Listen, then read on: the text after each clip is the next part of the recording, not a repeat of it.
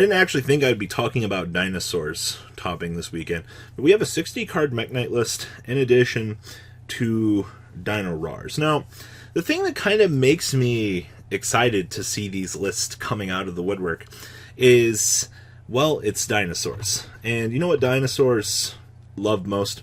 They love putting a monster on your opponent's field so Sky Strikers can't play the game. If this deck goes into a tournament for the entire day and plays against nothing but Sky Strikers, oh, the deck's bound to have success. Absolutely.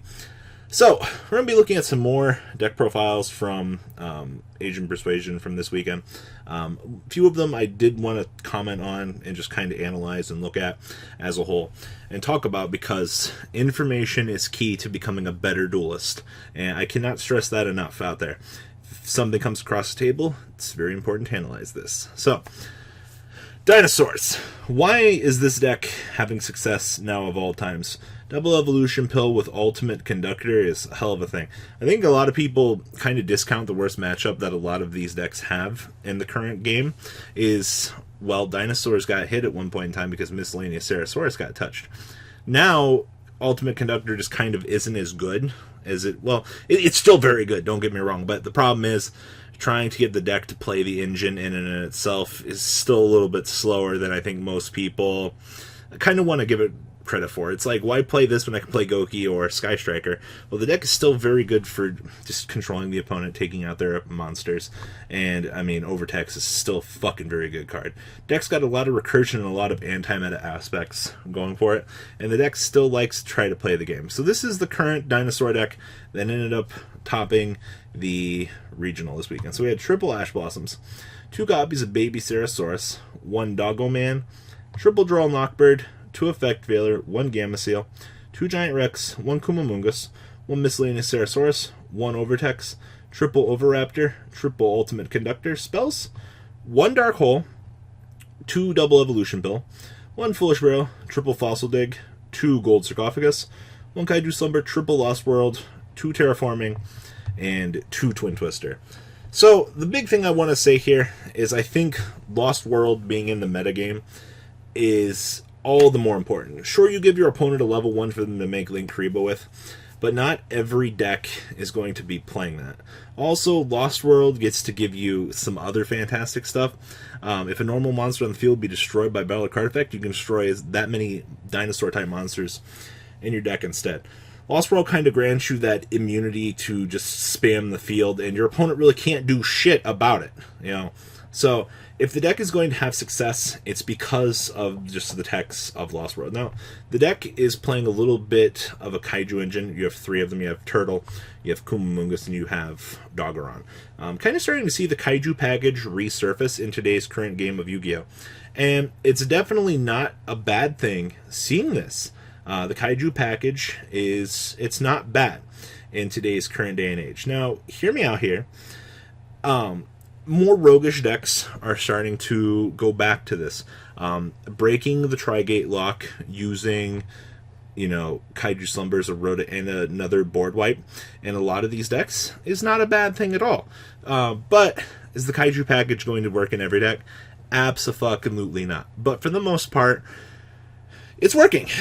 That's all I gotta say. Now, the extra deck down here, we have 1 Underclock Taker, 1 Decode, 1 Tornado Dragon, 1 Gustav Max, 1 Lightning, 1 Baguski, the terribly tired Tapey. We also have 1 Utopia, 1 Ragna Zero, 1 Cowboy, 2 Logia, 1 Dolka, 1 Diamond Dyer, 1 Castel, and 1 Abyss Dweller. And then the side deck, we have triple Ghost Spell, triple Ghost Ogre, triple Called by the Grave, triple Hatronade, and triple MST. I think the side deck is probably the most staple thing about this. You need to make sure that you're not going to get disrupted. You need to make sure that we can disrupt our opponent. We need to make sure the back row don't kill us. I think one of the really weird things about Dinosaurs is this deck does just kind of fucking die to back row. And there's nothing that you can really do about it playing this deck. You walk into a very well-timed Mirror Force. It's... Yeah, I know, Mirror Force in the year 2018.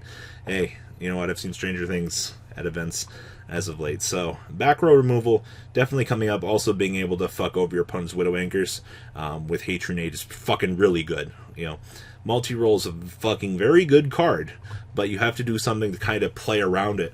Because if you don't, you're going to be in a bad time. That's all there is to it. But Dinosaurs, kind of bringing something to the table that I think a lot of people forgot about. Just being a very consistent deck, even in its own hit rights at the moment. And if I was to pick a deck, I'd honestly probably go towards Crusadia. Is more of my roguish pick for the format, just because like the deck has a powerhouse. But if you want disruption and denial and just very good searching overall in the deck, this is probably the deck for you. And even as a budget player, this deck is semi-affordable, minus these. So that is that. Now the next list we're going to be looking at here is fucking 60 card Mekk-Knight. And now Mekk-Knight Invoked, I have not seen a 60 card variant of this at all, but this young duelist decided to fucking take this masterpiece to an event and destroyed, and making, what was it, 6th place at his regional, which is absolutely amazing. Now me and Bar were talking about this because Bar absolutely loves Mekk-Knights, and he was a little bit triggered by some of the ratios. 60 cards, you're only playing 1 instant fusion. You have Red Moon in here, which I think a lot of people probably agree that there's a lot of things going on in here that might not work. But, sometimes you just want to take the best of the best cards that you have available in your pool and combine them together. Because, you know what? If everything flows together, you're not going to have an issue. He is playing a Solemn package in here, which I found particularly interesting. We've kind of strayed away from the Solemns this format, which has not been a bad thing, because I've heard the few people that have played Solemns this format have absolutely fucking had great success with them. Striking at this current stage in the format, you need to time it a little bit better because your opponent can get access to certain things again. But outside of that, I mean, if you just well time your card effects, you're not going to have any issues. So onwards and upwards. So we have Triple Alistair. This is going to be the key card in your deck, honestly, next to the Mekk-Knights. 2 copies of Ash Blossom. So only 2 copies of Mr. Cyber Dragon. Oh no, we had 3. My bad. 3 copies of Cyber Dragon. Very important to making sure that you can break that U-Link. Not playing the game really fucking blows. Then we have 2 copies of Droll and Lockbird. Very interesting ratios on these hand traps, actually. And 2 Veiler. And 2 Ghost Spell. And 2 Ghost Ogre. You're playing 60 cards, spreading them out 2-2-2-2 for 10 hand traps, along with 3 impermanents. You have 13 potential outs to arrive at a destination. I don't particularly feel that that's bad, but those ratios are a bit triggering. We have triple Blue Sky, 2 Indigo, triple Purple Nightfall, 1 Red Moon, and 1 Yellow Star. Mekk-Knight package is extremely heavy. This is honestly what you need in a deck like this. As long as you get to purple or blue in some degree, you should be able to start playing the game to your heart's content, which is what you need. And then in the side deck, we have 2 Called by the Grave, 1 Instant Fusion, 2 Invocation, triple Magical Meltdown, 2 Mind Control, 1 Monster Reborn, 2 Pinpoint Landing, 2 Desires, 2 Hornet Drones, 2 Terraforming, 1 Book of the Law, 2 Twin Twister, 1 World Legacy Succession, and triple World Legacy Memory. Pinpoint Landing, and this is actually a really interesting tech choice. I actually really value this. You gotta remember, draw engines are very good, especially in a deck like this. You can't really play Upstart Goblin. Giving your opponent life points kind of dictates something, but you have a very good engine if the game allows you to go past turn 1, turn 2. You just start generating advantage off of this. So this is not a bad call. And then down here in the traps, we have triple Impermanence, 1 Judgment, 2 Strike, and 2 World Legacy Secret. I'm not a big fan of Secret. I don't mind it as a one-of, but it seems like 2 worked out relatively well.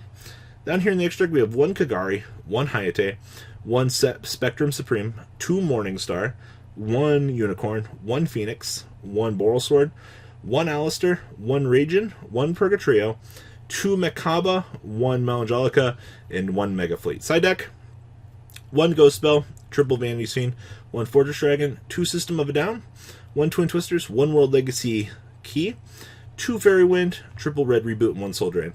The key, when this card is activated, target one of your banished Mekk-Knight monsters or World Legacy cards added to your hand. Negate any opponent's trap card effects that activate in the same column as a Mekk-Knight you control.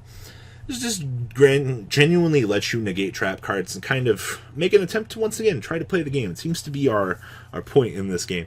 So many cards have started kind of like denying us the ability to play the game, which I don't have any points against it. Very interesting tech card. So guys, what do you think about these two lists? Very happy to see 60 card Mekk-Knight. Definitely an interesting spin on the deck. No engages even. So guys, please leave a comment down below. Tell me what you guys think. And I'm out, guys. Peace. Have a good rest of your day for what it's worth. The ride never ends, guys. Make sure you enable those notifications to get the latest videos that are being posted on this channel. Make sure you guys check out VanCole40 for my Cardfight Vanguard channel. And join me and House of Champions on the Zodiac Duelist TV Twitch stream. We'll be interacting with our audiences. And please check out No Limit Gaming and LGTCG.com for the cheapest trading cards on the market. Thanks for watching, guys, and please have a good day.